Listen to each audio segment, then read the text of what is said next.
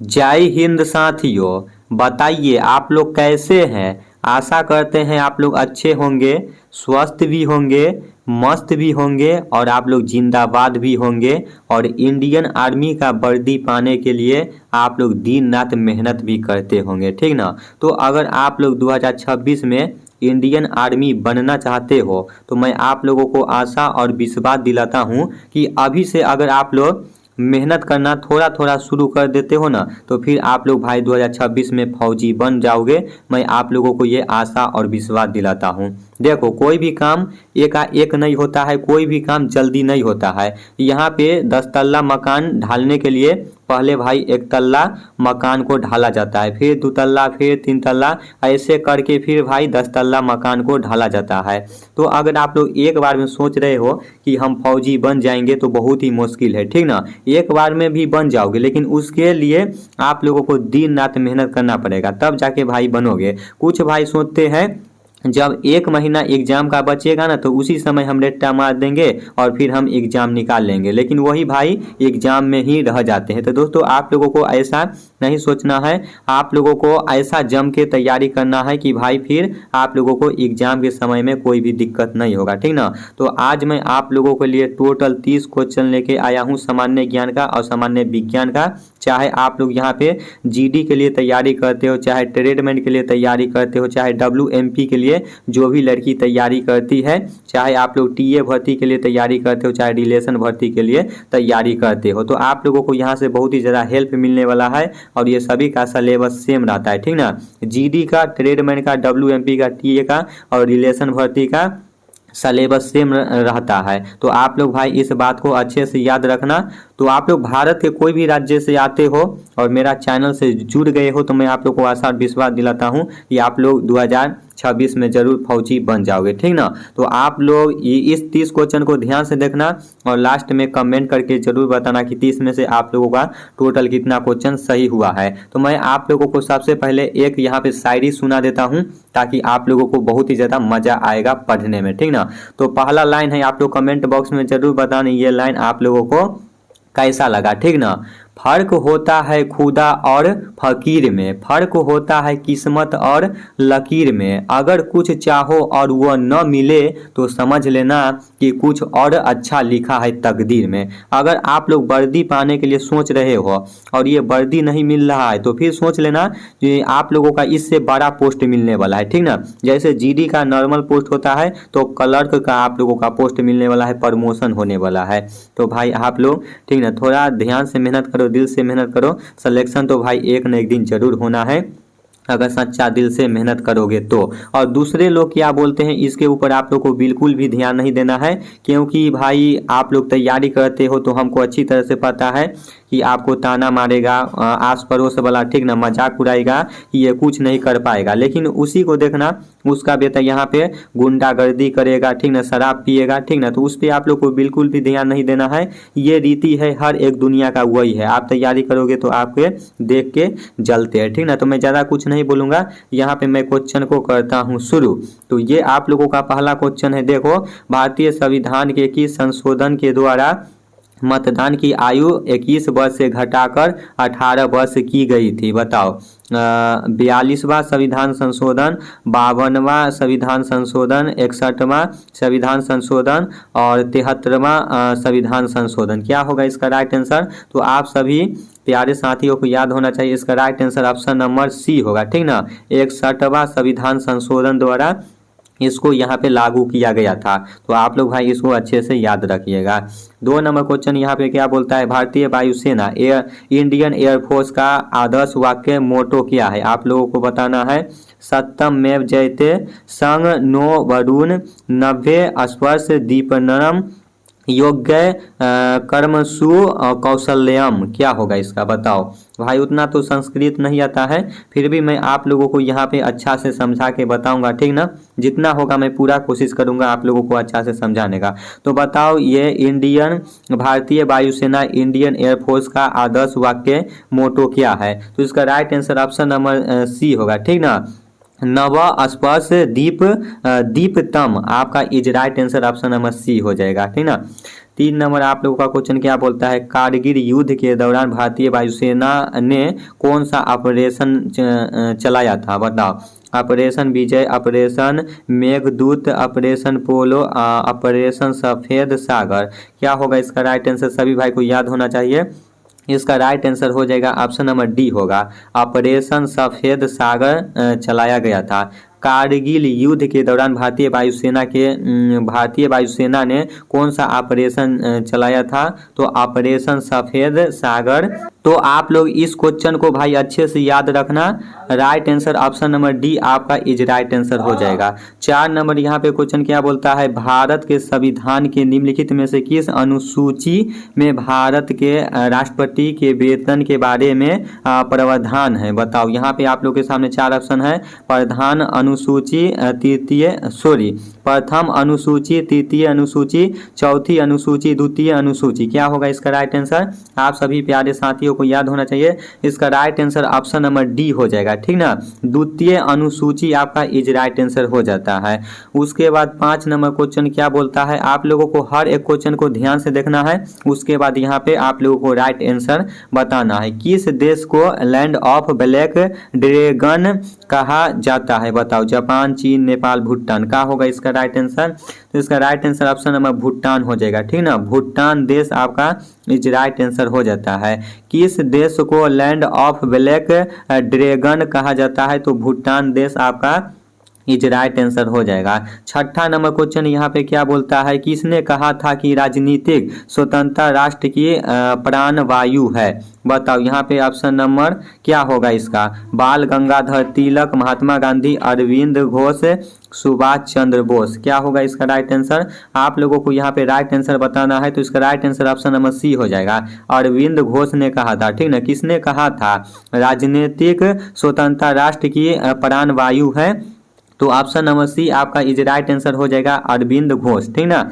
उसके बाद 7 number question क्या बोलता है, एशियाई ओलंपिक परिषद, ओलंपिक आप लोगों को यहाँ के वर्तमान अध्यक्ष कौन है ये बताना है। एशियाई ओलंपिक परिषद के वर्तमान अध्यक्ष कौन है, तो यहाँ पे 4 ऑप्शन है, नारायण रामचंद्रन, रणधीर सिंह, पीटी उषा, अनिल खन्ना। क्या होगा इसका राइट आंसर, बताओ। यहाँ पे आप लोगों को एशियाई ओलंपिक परिषद के वर्तमान अध्यक्ष कौन है बताना है। तो इसका right answer option number B होगा, ठीक ना। रणधीर सिंह आपका इज राइट आंसर हो जाता है, ऑप्शन नंबर बी। उसके बाद 8 नंबर क्वेश्चन क्या बोलता है, एटीएम का पूरा नाम क्या होता है, यानी कि आप लोगों को एटीएम का फुल फॉर्म बताना है। एटीएम का फुल फॉर्म क्या होता है, तो भाई एटीएम का फुल फॉर्म होता है ऑटोमेटेड टेलर मशीन होता है, ठीक ना। ऑप्शन नंबर डी आपका इज राइट आंसर हो जाएगा। फुल फॉर्म से भी रिलेटेड 1-2 क्वेश्चन आप लोगों को यहाँ पे देखने को मिलेगा।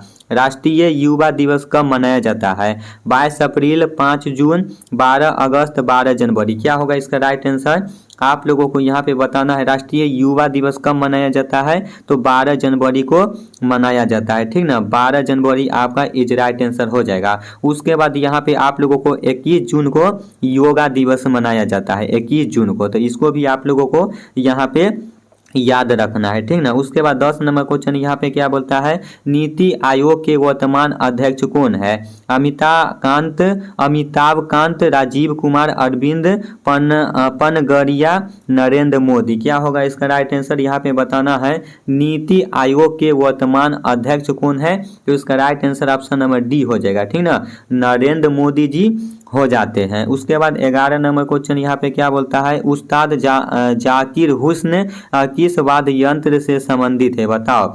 सितार, बांसुरी, सरोद, तबला। क्या होगा इसका राइट आंसर, तो इसका राइट आंसर हो जाएगा ऑप्शन नंबर डी होगा, ठीक ना, तबला से संबंधित है। उस्ताद जाकिर हुसैन किस वाद्य यंत्र से संबंधित है, तो तबला आपका is right answer option number D हो जाएगा। 12 नंबर क्वेश्चन क्या बोलता है, गांधी जी ने दांडी मार्च कहाँ से आरंभ किया था, बताओ। गांधी जी ने दांडी मार्च कहाँ से आरंभ किया था, डांडी, चंपारण, सेवाग्राम आश्रम, साबरमती आश्रम। तो आप सभी भाई को याद होना चाहिए जो गांधी जी ने डांडी मार्च आरंभ किए थे वो साबरमती आश्रम से यहाँ पे आरंभ किए थे, ठीक ना। साबरमती आप लोगों को गुजरात में पड़ता है। ये साबरमती आप लोगों का रेलवे स्टेशन भी है और साबरमती नदी भी है, ठीक ना। उसके बाद यहाँ पे आप लोगों का 13 नंबर क्वेश्चन क्या बोलता है, कथकली नृत्य का संबंध किस राज्य से, बताओ। तमिलनाडु, आंध्र प्रदेश, कर्नाटक, केरल। क्या होगा इसका राइट आंसर। यहाँ पे बोलता है कथकली नृत्य का संबंध किस राज्य से है, तो केरल राज्य से है, ठीक ना। केरल राज्य आपका इज राइट आंसर हो जाएगा। 14 नंबर क्वेश्चन क्या बोलता है, आप लोगों को ध्यान से यहाँ पे देखना है। 14 नंबर क्वेश्चन बोलता है निम्नलिखित में से कौन सा विश्व का सबसे सूक्ष्म मरुस्थल है, बताओ। यहाँ पे 4 ऑप्शन है, सहारा मरुस्थल, गोबी मरुस्थल, थार मरुस्थल, आटाकामा मरुस्थल। क्या होगा इसका राइट आंसर, तो इसका राइट आंसर हो जाएगा ऑप्शन नंबर डी होगा, ठीक ना। आटाकामा मरुस्थल आपका इज राइट आंसर हो जाएगा, ठीक ना। ऑप्शन नंबर डी आप लोग भाई इसको अच्छे से याद रखना। अब यहाँ से सामान्य विज्ञान का क्वेश्चन शुरू हुआ है, आप लोग इसको भी 15 क्वेश्चन है, आप लोग अच्छे से देख लो। पहला क्वेश्चन क्या बोलता है, यहाँ पे दही से घी निकालने की प्रक्रिया को क्या कहते हैं, किण्वन, पृथक्करण, मत्थन, वाष्पीकरण। क्या होगा इसका राइट आंसर, तो आप सभी प्यारे साथियों को याद होना चाहिए कि दही से घी निकालने की प्रक्रिया को यहाँ पे कहा जाता है मत्थन, ठीक ना। ऑप्शन नंबर सी आपका इज राइट आंसर हो जाएगा। उसके बाद यहाँ पे 2 नंबर क्वेश्चन क्या बोलता है, त्वरण का एसआई मात्रक क्या होता है। त्वरण का एसआई मात्रक क्या होता है, न्यूटन मीटर प्रति सेकेंड होता है, दोनों जूल। क्या होगा इसका राइट आंसर, तो इसका right answer option number B होगा, ठीक ना। मीटर प्रति सेकेंड होता है, त्वरण का एसआई मात्रक मीटर प्रति सेकेंड होता है। 3 नंबर क्वेश्चन क्या बोलता है, बीज का अंकुलित होना किस प्रक्रिया को दर्शाता है। यहाँ पे बताओ 4 ऑप्शन है, तो इसका right answer option number B होगा, ठीक ना। अंकुलन दर्शाता है, अंकुलन आपका इज राइट आंसर हो जाएगा। 4 नंबर क्वेश्चन यहाँ पे क्या बोलता है, अनाज को पीट कर अलग करना क्या कहलाता है। यहाँ पे 4 ऑप्शन है, बताओ क्या होगा इसका राइट आंसर, निष्पादन, भंडारण, निराई, थ्रेसिंग। क्या होगा इसका राइट आंसर, तो यहाँ पे भाई साफ साफ पता चलता है कि अनाज को पीट कर अलग करना क्या कहलाता है, तो ऑप्शन नंबर डी होगा, ठीक ना। थ्रेसिंग कहलाता है, थ्रेसिंग आपका is right answer option number D हो जाएगा। 5 नंबर क्वेश्चन बोलता है गोल्डन चावल, गोल्डन राइस में कौन सा विटामिन पाया जाता है, vitamin A, B, C, D. क्या होगा इसका राइट आंसर, बताओ कौन सा विटामिन पाया जाता है गोल्डन राइस में, तो ऑप्शन नंबर डी होगा, विटामिन ए पाया जाता है, ठीक ना। 6 नंबर क्वेश्चन देखो क्या बोलता है, एक वयस्क मनुष्य के निचले जबड़े में रदनक ढाबे की संख्या कितनी होती है, बताओ। एक वयस्क मनुष्य के निचले जबड़े में रदनक दांतों की संख्या कितनी होती है, 2, 6, 8, 10। क्या होगा इसका राइट आंसर, तो इसका राइट आंसर हो जाएगा ऑप्शन नंबर 2 होगा, ठीक ना। 2 होता है, ठीक ना। आप लोग भाई ध्यान से याद रखना, 2 आपका इज राइट आंसर हो जाएगा। 7 नंबर क्वेश्चन क्या बोलता है, ऊर्जा का एसआई मात्रक क्या है, वाट, न्यूटन, जूल, वोल्ट। क्या होगा, तो ऊर्जा का एसआई मात्रक होता है ना भाई, वो आप लोगों का जूल होता है, ऑप्शन नंबर सी होगा, जूल आप लोगों का ऊर्जा का मात्रक है, ठीक ना। 8 नंबर क्वेश्चन यहाँ पे क्या बोलता है, निम्न में से कौन सा यंत्र विद्युत परिपथ में धारा प्रवाहित करने के लिए प्रयोग किया जाता है, बताओ। Ammeter, volt meter, switch, fuse. बताओ हो काई हो इसका राइट आंसर हो। यहाँ पे क्वेश्चन बोलत बा, आप लोग ध्यान से सुनिए। यहाँ पे क्वेश्चन बोलत बा कि निम्न में से कौन सा यंत्र विद्युत परिपथ में धारा परिवाहित करने के लिए प्रयोग किया जाता है, तो ये भाई स्विच में किया जाता है, ठीक ना। स्विच आपका इज राइट आंसर हो जाला। 9 नंबर क्वेश्चन देखा यहाँ पे का बोलत बा कि दूध से दही में बदलने वाला बैक्टीरिया कौन सा होता है, भाई दूध से दही में बदलने वाला बैक्टीरिया कौन सा होता है, आप लोग को बताना है। तो इसका राइट आंसर हो जाएगा ऑप्शन नंबर यहाँ पे भाई सी होगा, ठीक ना। लैक्टोबैसिलस हो जाएगा, ऑप्शन नंबर सी आपका इज राइट आंसर हो जाएगा। दूध से दही में बदलने वाला बैक्टीरिया कौन सा होता है, तो लैक्टोबैसिलस आपका इज राइट आंसर हो जाएगा, ठीक ना। 10 नंबर क्वेश्चन देखो यहाँ पे क्या बोलत बा हो कि CNG का मुख्य घटक क्या है। तो CNG का मुख्य घटक है वो भाई मीथेन है, ठीक ना। ऑप्शन नंबर ए हो जाएगा मीथेन, जिसे आप लोग CH4 भी बोल सकते हो। तो CNG का मुख्य घटक मीथेन आपका इज राइट आंसर हो जाएगा। 11 नंबर क्वेश्चन का बोलत बा कि पदार्थ की 5वीं अवस्था कौन सी है, बताओ। प्लाज्मा, तरल, बोस, आइंस्टीन, कंडेंसेट, ठोस। क्या होगा इसका राइट आंसर। तो इसका राइट आंसर हो जाएगा ऑप्शन नंबर भाई सी होगा, ठीक ना। बोस, आइंस्टीन, कंडेंसेट आपका इज राइट आंसर हो जाएगा। ऑप्शन नंबर सी आपका इज राइट आंसर हो जाएगा। आप लोग भाई अच्छे से याद रखना भाई, आप लोग हर एक क्वेश्चन को आप लोग कॉपी पे जरूर लिखना, ताकि आप लोग को भाई यहाँ पे याद रहेगा, ठीक ना। 12 नंबर क्वेश्चन देखो यहाँ पे क्या बोलता है, बर्फ से पानी बनने की प्रक्रिया क्या कहलाती है। वाष्पीकरण, गलन, संघनन, हिमीकरण। क्या होगा इसका राइट आंसर। आप लोगों को यहाँ पे राइट आंसर बताना है कि बर्फ से पानी बनने की प्रक्रिया क्या कहलाती है, तो गलन कहलाती है, ठीक ना। ऑप्शन नंबर बी आपका इज राइट आंसर हो जाएगा गलन। 13 नंबर क्वेश्चन का बोलत भाई यहाँ पे कि फलों के अध्ययन को क्या कहते हैं, बताओ। फलों के अध्ययन को क्या कहते हैं। जीव विज्ञान, बायोलॉजी, वनस्पति विज्ञान, बोटनी, पोमोलॉजी, एंटोमोलॉजी। क्या होगा बताओ इसका राइट आंसर क्या होगा। फलों के अध्ययन को क्या कहते हैं, तो भाई ऑप्शन नंबर सी होगा, ठीक ना। पोमोलॉजी कहते हैं। तो आप लोग भाई ध्यान से याद रखिएगा। 14 नंबर क्वेश्चन का बोलत भाई यहाँ पे, प्रकाश संश्लेषण में पौधों द्वारा कौन सी गैस का उपयोग किया जाता है, बताओ। Nitrogen, oxygen, carbon dioxide, methane. क्या होगा इसका राइट आंसर। आप लोग को ध्यान से बताना है भाई, बोलते बोलते यहाँ पे पेट भी दर्द करने लगता है, ठीक ना। कंटिन्यू बोलना पड़ता है भाई, कम से कम 20-22 मिनट यहाँ पे बोलना पड़ता है। तो बताओ इसका राइट आंसर क्या होगा। प्रकाश संश्लेषण में पौधों द्वारा कौन सी गैस का उपयोग किया जाता है, तो इसका right answer option number C होगा, कार्बन डाइऑक्साइड गैस को उपयोग में लाया जाता है, ठीक ना। लास्ट क्वेश्चन है, आप लोग देखो यहाँ पे 15 नंबर क्वेश्चन बोलत बा कि निम्न में से कौन प्राकृतिक नहीं है। पेड़, सांप, हवा, प्लास्टिक। तो भाई प्लास्टिक आपका इज राइट आंसर हो जाएगा, ऑप्शन नंबर डी होगा, ठीक ना। प्लास्टिक हो जला होता, ठीक ना। ध्यान से रखिए इसका, यह क्वेश्चन आ जाए एग्जाम में। निम्न में से कौन प्राकृतिक नहीं है, तो प्लास्टिक आपका हो जाएगा, बाकी ये सब है, ठीक ना।